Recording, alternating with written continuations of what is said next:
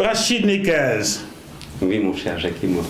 Parlons maintenant du panafricanisme. On s'amuse bien, hein? Oui, mais vous n'avez pas touché mon café. Allez, bismillah. Il doit avoir refroidi, mais non. Vous savez, en prison, on prend l'habitude de boire du café froid. Ah, le panafricanisme et le café. Est-ce que vous savez la différence qu'il y a entre les Noirs et les Blancs en matière de café?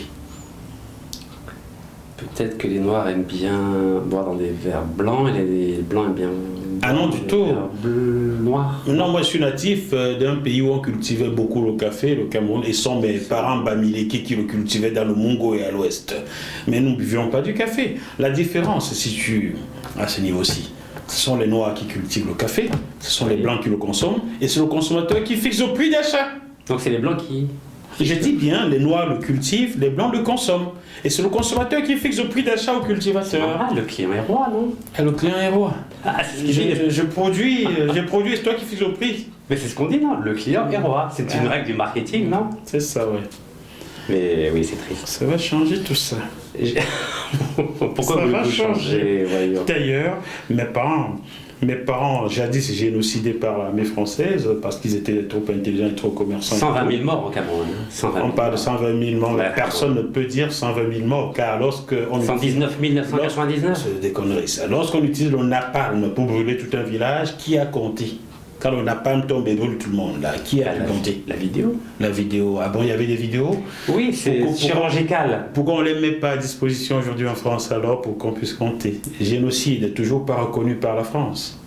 Mais pourquoi l'État camerounais ne demande pas? Il y a un État au Cameroun? Officiellement, à l'ONU, oui. Vous parlez de ces dirigeants démocratiquement nommés par... Non, je ne parle pas de démocratie, je parle d'État. L'État, c'est tout le peuple camerounais. Non, l'État reconnu par l'Organisation des Nations Unies. Ah bon, parce que les Nations Unies, ça sert à quelque chose pour vous, vraiment? Écoutez, je me souviens, en tout cas j'ai lu, j'étais pas né, quand j'ai vu que M. Ruben était... Oui, Rabbi Rahmoupé soit sur son âme, est parti à l'ONU faire un magnifique discours pour défendre le droit du Cameroun. Mais quand la France l'a assassiné, l'ONU n'a rien dit, hein? Il a fait une démarche, c'était important pour lui d'être reconnu. Oui, mais quand il a été assassiné le 13 septembre 1958, avez-vous entendu l'ONU lever le petit doigt? L'ONU, à l'époque, n'avait pas assez de pays africains reconnus pour le défendre. C'est à partir de 60 que les Africains ont été représentés à l'ONU. C'est bien. Et avec le Ghana à l'époque. Et aujourd'hui, combien de morts y a-t-il en RDC? Oui, 5 millions. Vous avez entendu l'ONU lever le petit doigt contre le Rwanda agresseur? C'est un Noir qui agresse un autre, pourquoi vous... c'est un Noir qui agresse un autre, avec des armes venues d'où? Oui, mais c'est quand même un Noir qui agresse un autre. C'est un Noir qui agresse un autre. C'est une bonne introduction pour parler du panafricanisme, non? Et l'ONU, donc quand il s'agit des Noirs, l'ONU n'existe plus. Non, c'est pas ce que je dis. Je dis vivement que ce pays se débarrasse de l'ONU et rejoigne le BRICS. On veut. Vous savez pourquoi je profite je profite de cette introduction pour vous dire que nous n'avons pas besoin d'ONU si nous mettons en œuvre une philosophie, une politique et une économie panafricaniste. Car nous pouvons avoir notre propre concept de sécurité sur le continent africain, avec des bases militaires sur 5 à 7 pays africains pour assurer l'ordre dès qu'il y a une tentative de coup d'État ou des prémices de guerre civile.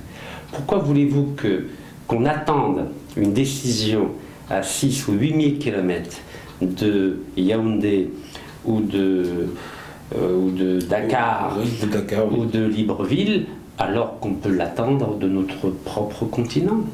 Pourquoi nous ne créons pas un concept de sécurité africain pour nous protéger nous-mêmes et faire la loi sur notre propre continent? C'est une question que vous posez. Mais je vais vous demander, est-ce que vous l'avez posée à Alassane Dramane Ouattara, cette question?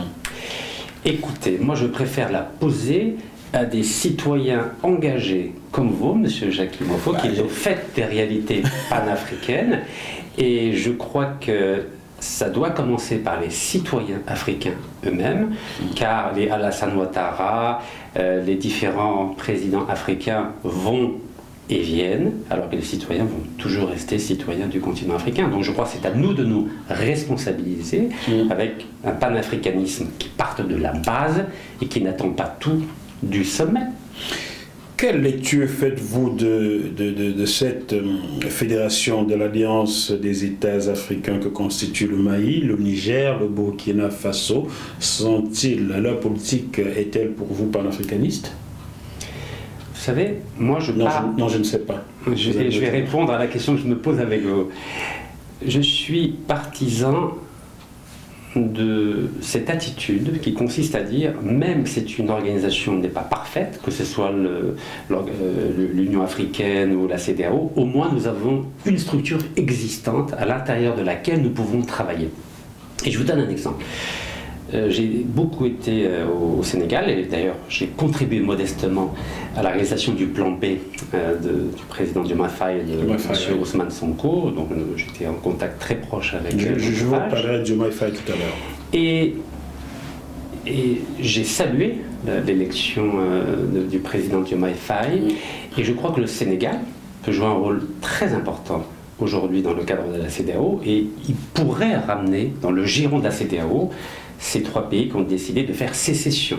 Donc, je ne vous apprends rien en disant que c'est des pays qui sont dirigés par des gouvernements militaires. Comme le fut la France durant plusieurs années. Certes, tout à fait. Et que je préférerais qu'il y ait des discussions sérieuses, fraternelles, entre l'ensemble des pays de la CEDEAO pour plutôt repenser l'organisation de la CEDEAO pour que chacun puisse y trouver sa place, aussi bien au niveau économique, politique, stratégique que sécuritaire. Et j'attends beaucoup du Sénégal, qui est vraiment une grande démocratie africaine, pour qu'ils puissent trouver ensemble un modus vivendi dans l'intérêt de tous les Africains. Et je ne m'arrête pas à la CEDEAO, je pense à l'ensemble des pays africains. Et j'englobe évidemment les pays d'Afrique du Nord, car je constate depuis une trentaine d'années que nous assistons à un éloignement, aussi bien au niveau politique, diplomatique, économique, sécuritaire, entre les pays d'Afrique du Nord, les pays sahéliens et les autres pays d'Afrique centrale, de l'Est ou de l'Ouest. Et si on ne fait pas ce travail-là commun, je pense qu'on aura d'autres coups d'État, d'autres guerres civiles, et cette nouvelle alliance qui, sur le papier, semble intéressante, sur le plan économique, sur le plan stratégique et sécuritaire, elle n'ira pas loin. Moi, je suis partisan. Vous pensez que l'AES n'ira pas loin sur le plan économique? Oui, pas du tout même, parce que ce sont des pays pauvres sur le plan économique. Pauvres avec de l'or, du pétrole dans son sous-sol, alors pour moi, c'est de l'uranium, tout ça. Pour moi, ce ne sont pas des richesses. Moi, la véritable richesse, c'est la richesse humaine, la richesse au niveau de l'éducation. On parle de 111 millions d'habitants là. Oui, mais pour moi, c'est pas des richesses, ni le pétrole, ni l'uranium, ni le gaz. Tout ça, c'est pas des richesses, car c'est pas les pays africains qui l'exploitent. Vous savez, je vais vous citer un exemple. Vous connaissez la société américaine gérée par un chinois, Nvidia. C'est une société qui est basée en Californie. La capitalisation boursière de cette société spécialisée dans l'intelligence artificielle, c'est 3300 milliards de dollars. Le PIB des 54 pays africains, accrochez-vous, monsieur Jackie Moifo, c'est 2700 milliards.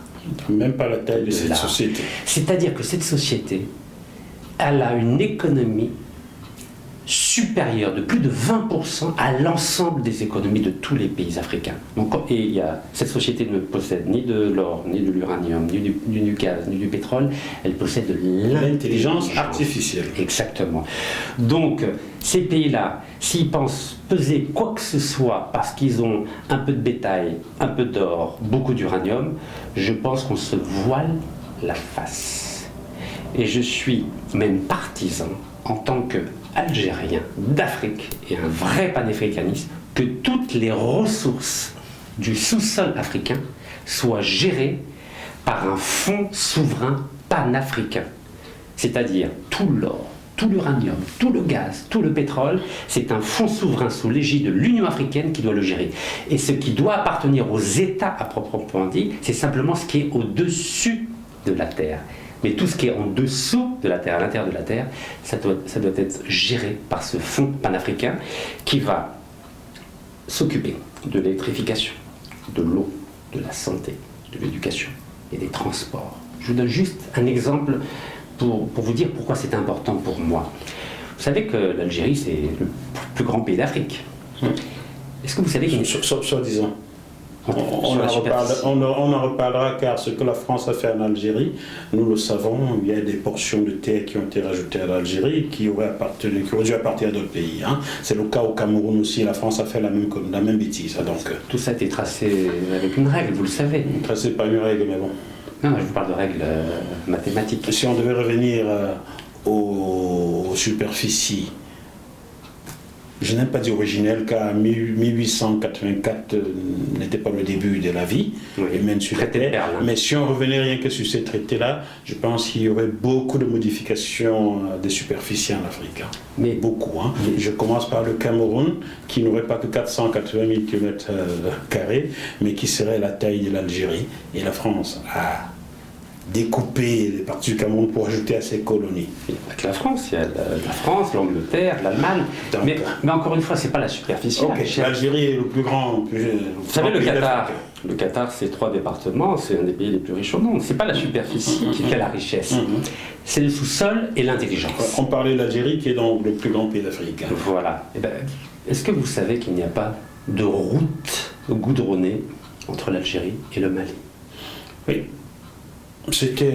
On en parlait il y a 2 ans là encore. Est-ce que vous savez qu'il n'y a pas de route goudronnée entre l'Algérie et la Mauritanie? Oui. Donc ça c'est concret. Moi un panafricanisme, on va dire sémantique ou idéologique, ça ne m'intéresse pas. Pour qu'il y ait un véritable panafricanisme, il faut qu'il y ait des routes, des trains, des autoroutes, des bateaux, des avions panafricains. Comme aux États-Unis. Vous savez qu'aux États-Unis, c'est à peu près 10 millions de kilomètres carrés. Il y a des bateaux, il y a des routes, il y a des avions, il y a des trains, mais partout. Partout. Tous les États sont liés entre interconnectés. Interconnectés, oui. En plus de l'Internet, etc. Vous savez qu'il n'y a même pas de compagnie aérienne africaine. Il n'y en a plus. Il n'y a même pas de train entre le nord de l'Afrique et le reste de l'Afrique. Non, il n'y en a pas. Il n'y a rien. Et on est plus de 60 ans après les indépendances. Donc si on ne regarde pas les choses en face, la seule façon pour mettre en place un véritable panafricanisme, c'est de mettre nos ressources en commun. Et je dis bien les ressources du sous-sol, parce que les ressources du sous-sol, c'est Dieu qui nous les a données. Donc on peut les mettre en commun. Alors que les ressources du sol, c'est les hommes qui les valorisent. Donc les ressources du sol doivent appartenir aux États, mais les ressources du sous-sol, qui ne sont pas le produit du travail des hommes et des femmes, doivent être gérées, d'après moi, par un fonds souverain panafricain sous l'égide de l'Union africaine. Ah, vous parlez de ce machin qui est financé par l'Union européenne, là? S'il y a ce fonds souverain panafricain, on n'a plus besoin de financement extra-africain. Car vous parlez de ce machin où les Occidentaux peuvent siéger lors des sessions? Oui.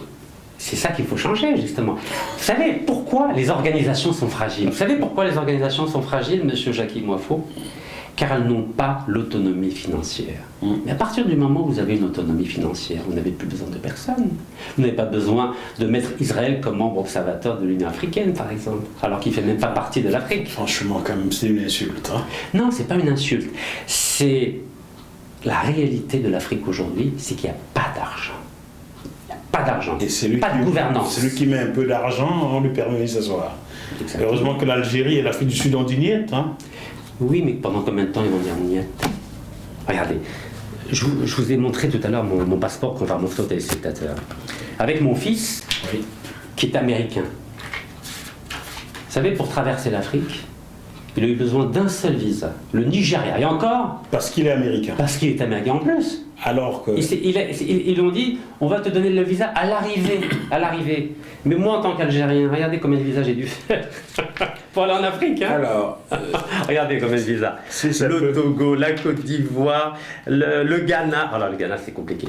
C'est magnifique le Ghana, mais en tant qu'Algérien, j'ai demandé des visas partout, sauf au Mali. Kézanne vous invite à entrer dans une nouvelle ère digitale.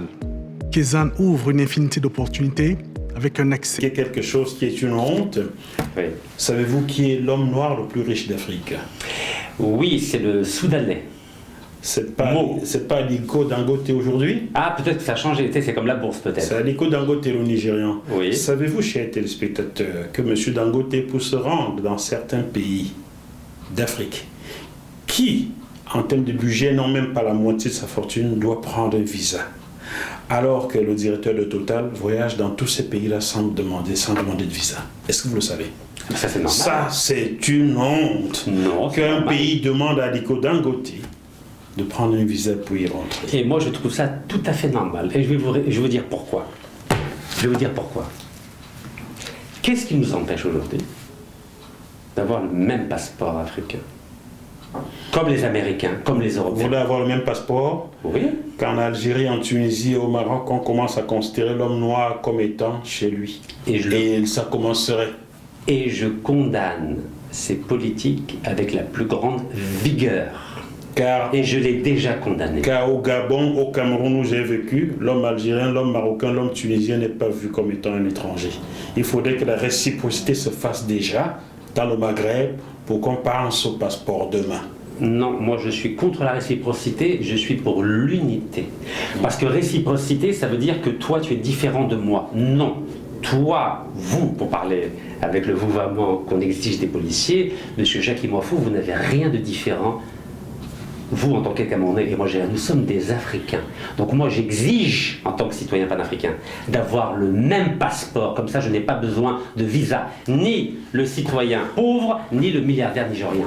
Quel que soit le pays africain, on y va sans passeport, car nous sommes tous des Africains. Et cela, on n'a pas besoin de l'accord ni de Paris, ni de Washington, ni de Londres, ni de Berlin pour le faire. Qui en Afrique pourrait m'octroyer un passeport d'un pays africain, car je n'ai plus de passeport camerounais, je suis français et bamileke.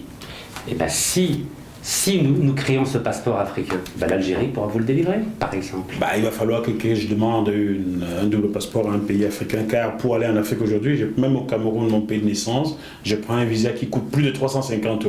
Ouais, c'est magnifique. Vous connaissez la grande artiste sud-africaine, Myriam Makeba. Vous savez ce qu'a fait l'Algérie en 1972?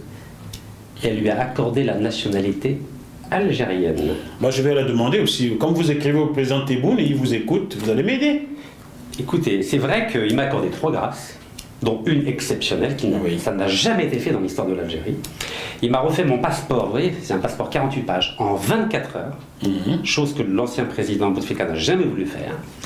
Et il a fallu que je fasse un live sur Facebook, et là je viens d'apprendre qu'il va ouvrir un consulat d'Algérie en Californie, parce que je suis resté 2 mois en Californie, et après 62 ans d'indépendance, enfin la diaspora algérienne va avoir un consulat en Californie, alors que la Côte d'Ivoire, parce que j'ai un ami, le consul honoraire de Côte d'Ivoire en Californie, a un consul honoraire depuis 42 ans.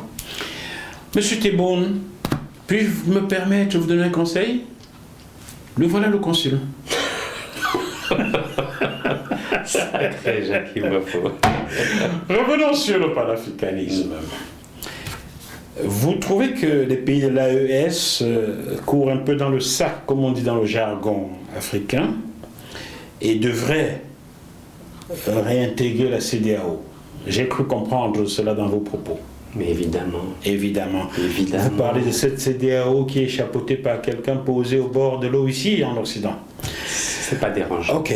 Pensez-vous que cette CEDEAO qui n'est même pas capable de tenir tête ensemble, tenir tête à l'Occident, nous avons vu ce qui s'est passé avec l'ECO, la nouvelle monnaie ECO, où Emmanuel Macron se déplace en Côte d'Ivoire, fête son anniversaire à Alassane Ouattara, et les deux décident sous le nez des autres membres de la CEDEAO, et personne ne peut rechigner.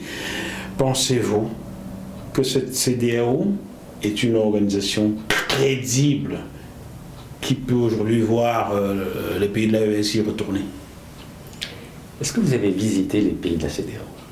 Quelques-uns, oui. J'ai été au Ghana, j'ai été au Burkina Faso, j'ai été au Sénégal. Avec quel argent vous avez circulé?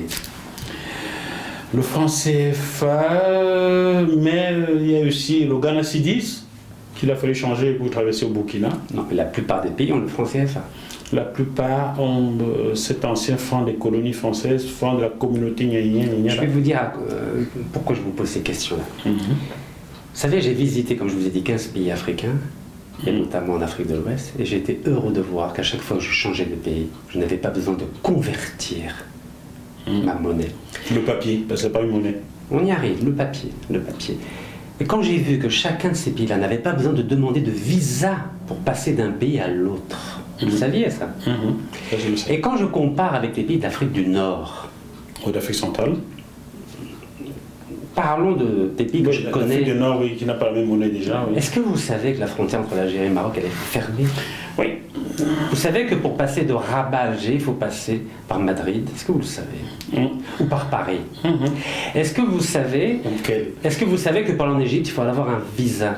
Est-ce que vous savez que pour passer du Maroc à Alger, ou de Alger à Tunis, ou de Tunis à Tripoli, de Tripoli au Caire, il faut à chaque fois changer la monnaie qui n'est même pas convertible. Il faut échanger avec des euros ou des dollars.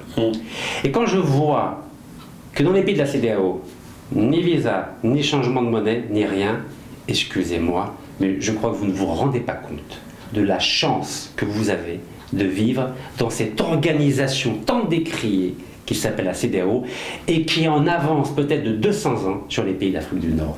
Bien sûr, il y a plein de défauts. Bien sûr que la moitié des réserves de change se trouvent à Paris. Bien sûr que les dirigeants de ce pays, pour la plupart, prennent leurs ordres de Paris. Oui, tout cela est vrai. Mais peut-être qu'avec l'arrivée au pouvoir de présidents et de premiers ministres comme M. Diomaye Faye et de Ousmane Sonko au Sénégal, peut-être que ça peut changer en discutant. Vous avez vu que le Sénégal, depuis cette année, a enfin du pétrole et du gaz, va avoir plus d'autonomie financière, peut-être qu'il pourra jouer un rôle moteur au sein de CEDEAO, et essayer de trouver des solutions qui arrangent à la fois les pays, on va dire, historiques de la CEDEAO et ces trois pays qui ont décidé de faire sécession. Quand vous voyez par exemple le Burkina Faso, vous avez été au Burkina Faso? Oui, j'ai été au Burkina Faso. Vous avez été à Bamako? Pas encore. Vous allez m'y amener. Inch'Allah. Vous avez été à Niamey? Pas encore non plus. Voilà. Moi, quand je vais dans ces pays-là, les gens sont formidables. Mais est-ce que vous avez vu le degré d'infrastructure de ce pays, le degré de pauvreté de ce pays? Je ne parle pas de richesse humaine. Le Burkina Faso m'a façonné car mon ami d'il y a 11 ans était le Premier ministre d'alors, Adolphe Tiao. M'a pris en hélicoptère, on a visité, j'ai pu filmer Ouagadougou et même jusqu'à l'ouest du pays en hélicoptère.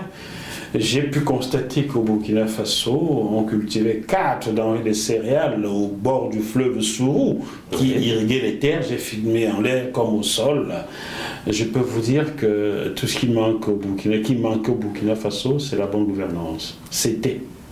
Très bien. Et vous pensez qu'avec des régimes militaires, on va avoir une bonne gouvernance, quelles que soient les qualités des dirigeants? Vous venez de me dire là que Charles de Gaulle fut un mauvais dirigeant? C'est pas ce que je suis en train de vous dire. Il était un bon dirigeant pour la France. Un régime militaire, on pourrait. Est-ce que vous connaissez un seul chef d'État militaire qui a cédé son pouvoir comme l'a fait le général de Gaulle en avril 69? Je cherche. Obasanjo, oui. Au Nigeria. Oui, mais il a été élu président. Oui, plus tard. Mais il a cédé avant. Oui, mais non. Amadou Toumani Touré au Mali. Ah, il est revenu, mais bon. Oui. Non, mais je m'as posé une question, vous avez répondu. Oui, mais il a été élu entre-temps. Oui, il est revenu, il a été élu. D'ailleurs, je l'ai rencontré le 8 décembre 2007 au sommet des chefs d'État européens et africains de Lisbonne. On partageait le même hôtel, on a beaucoup discuté dans le rôle. Voilà. Oui. Les Africains, qu'ils soient arabes, berbères ou bantous, ont un mal fou à céder le pouvoir. Regardez les promesses qui ont été faites dans ces trois pays-là. Le Mali, la transition ne devait pas dépasser 3 ans. Est-ce qu'il y a eu des élections? Non. Non. Le Burkina Faso? Non. La Guinée? Non plus. Le Niger, c'est un peu neuf, on le laisse un peu s'installer. Et vous pensez... C'est pas sérieux. Et quand est-ce que vous allez demander des élections en Chine?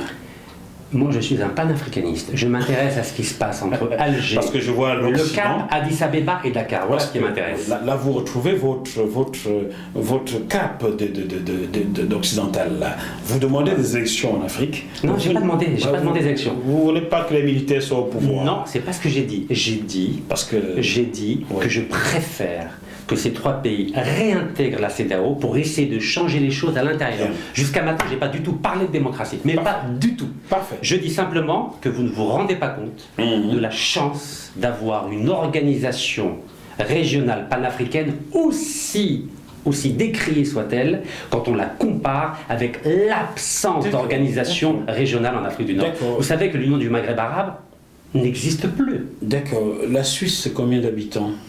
Je ne sais pas, une dizaine, je pense. Une dizaine de millions d'habitants. Oui, avec 27 cantons, je crois, 26 cantons. Et la Suisse est située sur quel continent? Européen.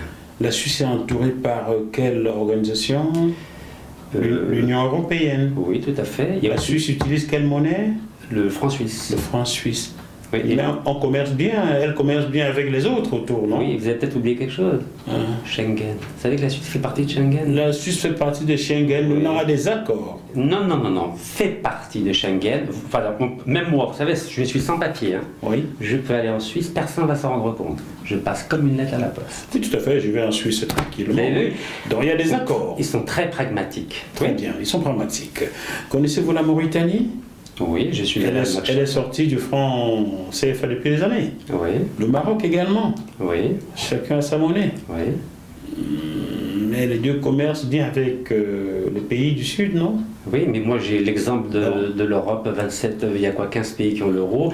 Les États-Unis, il y a 50 États qui ont le dollar. Très bien. Et Très les bien. États-Unis, première puissance Très bien. mondiale, l'Union européenne, troisième. Ne peut-on pas imaginer que les pays de l'AES restent pays de l'AES en utilisant la même monnaie et en commerçant avec autour? Et c'est quoi l'intérêt? Ben, attendez, quand je vois un Suisse qui vient en France, Non, mais parlons d'Afrique, s'il vous plaît. Le niveau de il vie. faut toujours partir de certains exemples pour démontrer autre chose ailleurs. Pourquoi voulez-vous qu'on se divise alors qu'on était en train de s'unir? Non, mais- Vous savez, monsieur Jacques, On ne peut même pas diviser les Africains car ce sont les mêmes peuples, ce sont les Occidentaux qui les ont dirigés. attendez, pour moi. il m'a fallu un visa par pays. Oui, il faut un visa. On peut régler cela dans des accords. Hein. Non, soyons sérieux, monsieur Jacques Moffo. Oui. Moi, je ne serai jamais partisan de la division. Jamais. Jamais.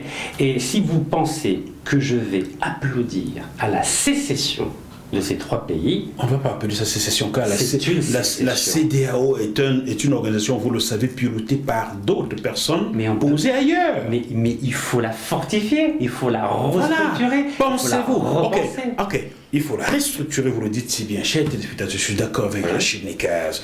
Pensez-vous qu'aujourd'hui on puisse restructurer cette CEDEAO avec à l'intérieur des gens comme Tinubu? Vous savez comment il est arrivé au pouvoir. Je sais qu'on ne me permettra pas d'aller au Nigeria parce que j'ai dit cela. Vous savez le parcours de Tinubu aux États-Unis. Oui, Vous connaissez bien. Oui, un petit Bon. peu. Oui. Pensez-vous qu'on puisse reformer cette CEDEAO avec des gens comme Alassane Ouattara? Je n'irai pas en Côte d'Ivoire non plus. C'est très beau la Côte d'Ivoire. Très bien, c'est très très beau. Très très beau. Mais la beauté ne donne pas à manger aux Ivoiriens. Et les Attention. Ivoiriens sont formidables. Ils sont formidables, ils travailleurs. sont même formidables d'ailleurs. Mais l'économie de leur pays est en majorité tenue par les Français quand même. Et les Libanais. Et les Libanais, il faut bien le signaler. Oui, mais Donc je le sais. voilà, tandis qu'à Côte d'Ivoire c'est beau alors que les Ivoiriens manquent de pain. Bon, j'adore le café baoulé. Pensez-vous qu'on puisse reformer cette CEDEAO avec des gens comme M. Talon qui sont les Berlusconi du coin? Pensez-vous qu'on puisse reformer?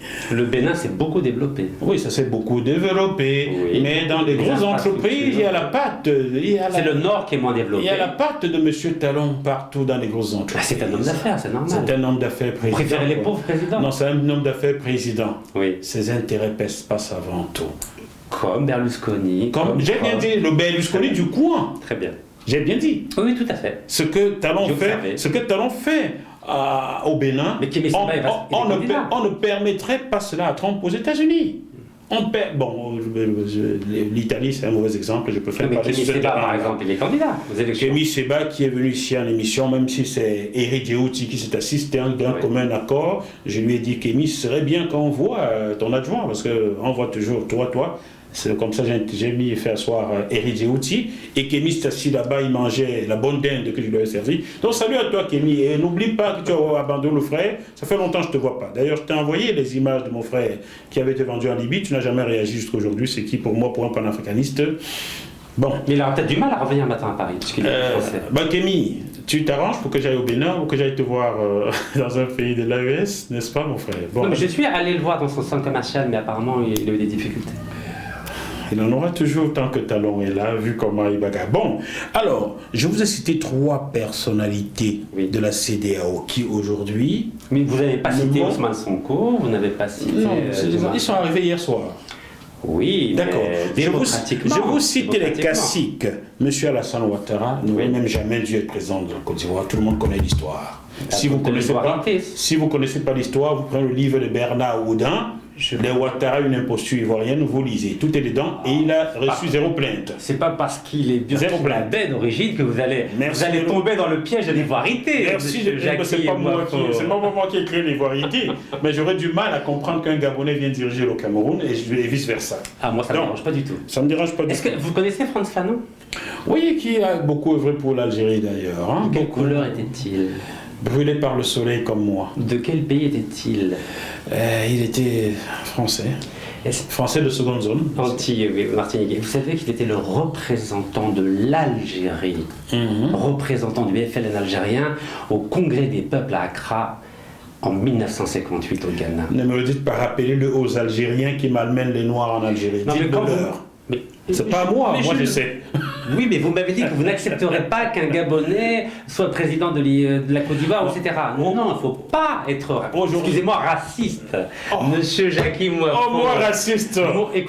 Moi noir d'ébène qui fait travailler des blancs sur noirs. Vous savez, je vais vous le dire, moi je ne vois aucun inconvénient à ce qu'un Ivoirien soit, pourquoi pas, président de l'Union africaine et dirige tous les Arabes et Berbères du Nord, ou qu'un Berbère ou un Arabe se dirige l'Union africaine. Qu'il soit inclusif, car tout le monde autour d'Alassane Ouattara semble ne venir que du Nord, comme tout le monde autour de Paul Biya semble venir que du Sud. Et devinez pourquoi. Tout le monde autour de Paul Biya, 95% vient du Sud, tout le monde autour de Ouattara vient du Nord. Vous savez comment ça faut arrêter ça? Vous savez, c'est mon ami consul. Il y a aussi M. Yadema, donc lui aussi, tout le monde vient de son village. Vous savez, c'est mon ami, comme ça. C'est mon ami consul ivoirien de San Francisco qui m'a dit comment s'appelait cette méthode-là. On appelle ça le rattrapage.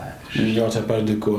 C'est-à-dire que pendant l'ère Gbagbo, que je respecte, et j'espère qu'il sera candidat en octobre 2025. J'espère que Ouattara le lui permettra, comme il l'avait fait pour Ouattara autrefois. L'ensemble, c'est pour ça que j'ai dit j'espère qu'il sera autorisé à être candidat, pas comme moi en Algérie où je n'ai pas été autorisé à être candidat pour les élections de septembre 2024.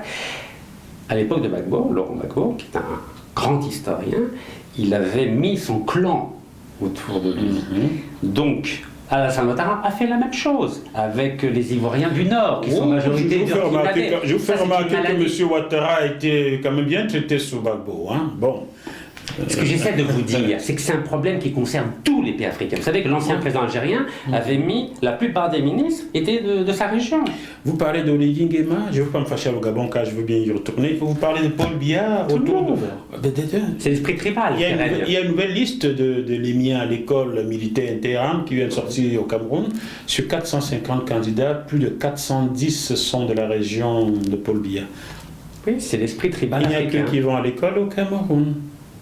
Il y a 2 ans, une liste d'admis à l'école de police sortait, 85% semblaient venir de la même famille, Alima, Tana, les mêmes gens de la même région, comme si c'était les seuls qui allaient à l'école. Et vous n'avez pas envie qu'on ait le même passeport africain, qu'on mette fin à ce tribalisme politique ou administratif ou économique? En attendant d'avoir le même passeport africain, je vous charge devant les téléspectateurs, je vais garder cela au montage, vous allez m'aider à obtenir un passeport algérien ou ivoirien, je veux avoir un passeport africain, car je n'ai plus de passeport camerounais. Écoutez, franchement, Franchement, dites-le moi officiellement et moi je vais le demander officiellement au président. Mais je viens de le dire, chers téléspectateurs, oui. Et je vais le garder comme ça. Je souhaite avoir le passeport d'un pays, le passeport de l'Algérie, par exemple, comme Myriam Makeba, ou d'un autre pays africain qui veut bien me l'octroyer, car je ne suis plus camerounais. Au Cameroun, la binationalité n'appartient qu'aux hommes politiques. J'en connais un qui est ministre de Paul Biya depuis Mathusalem, qui est même américain. Donc ils sont tous franco-camerounais, suisseau-camerounais, américano-camerounais. Les footballeurs, Samuel Eto'o avec qui j'ai joué au football, je suis allé à la même école, est espagnol et dirige la Fédération camerounaise de football. Il a 2 passeports. Roger Mila, ambassadeur itinérant, est français. Mon grand frère Joseph-Antoine Bell est français. Rigo Besson, que j'ai connu enfant, tous sont français. Donc la double nationalité au Cameroun appartient qu'aux hommes politiques et aux sportifs. Et nous autres, Richard Bona et moi, devons payer des visas pour aller au Cameroun. Des grands ingénieurs d'origine camerounaise en Allemagne payent pour aller au Cameroun, rencontrer leur famille. Il me faut un passeport africain. Je n'ai pas dit camerounais, je veux. Passeport algérien. Je peux vous le dire publiquement que je ferai la demande au président Jammeh. Je vais publier ceci comme ça. Je veux un passeport d'un pays africain. Je veux aller en Afrique car... Hein? Bon, voilà. Inch'Allah, promis. Monsieur le Président Tebboune, je serais très heureux d'aller un jour vous tendre mon micro, mais j'espère que vous m'en fermerez pas car je ne serai pas tendre avec vous. En rien, je vous poserai quand même les questions qui dérangent. Ah, c'est bonne guerre, le journaliste. Je suis fait comme ça. Pensez-vous qu'on puisse construire... Là, on a parlé de la CEDEAO maintenant, et je vous ai cité les 3 personnes qui permettent aujourd'hui à l'armée américaine et française et allemande d'installer des bases chez eux contre l'AES. Quand on veut se réconcilier à son frère, on ne permet pas à l'étranger de venir planter les armes contre le frère. On dit à l'étranger, va-t'en, je vais discuter avec mon frère.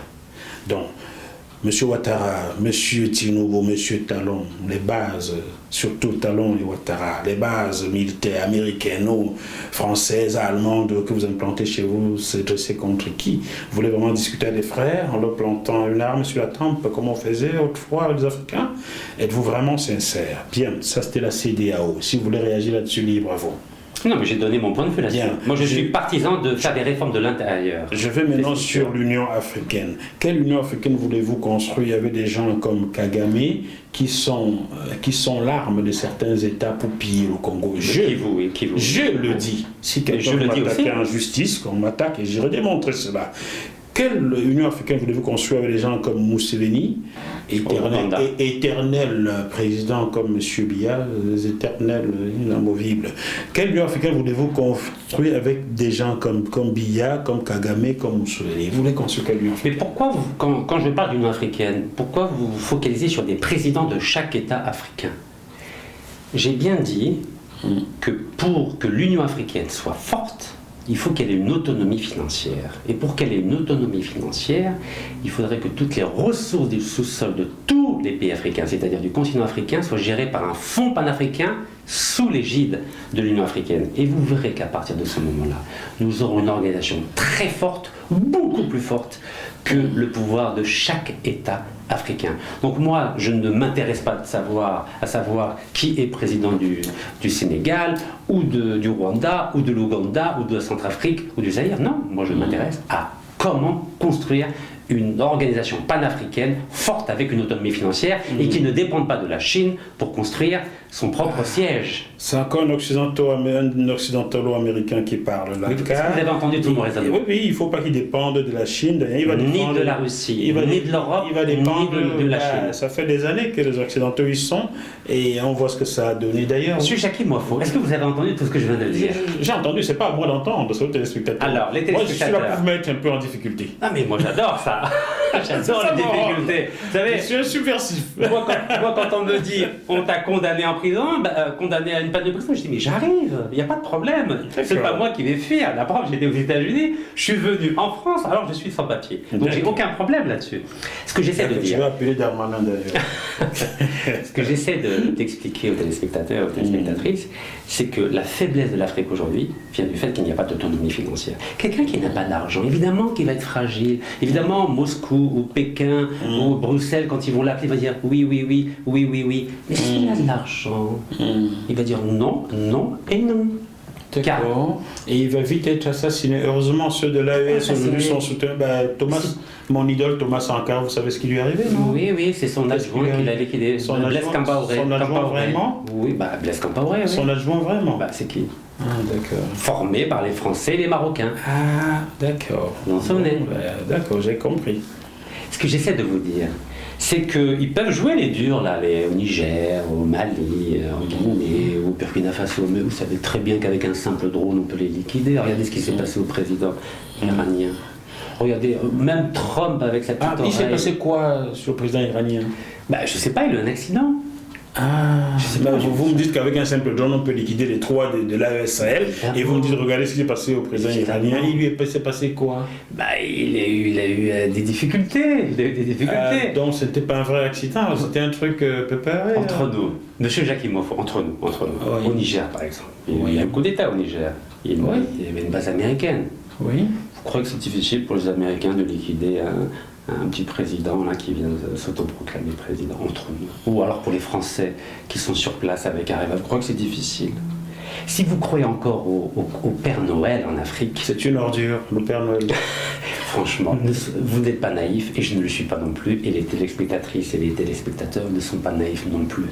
Jamais, jamais, je remettrai le destin d'un continent à des personnes autoproclamées, quelle que soit la majesté ou la noblesse de leur discours. Moi, je crois aux organisations fortes, je ne crois pas aux hommes, encore moins à ceux qui s'autoproclament. Barack Obama sort de ce corps Barack Obama, des institutions fortes et non les hommes forts en Afrique.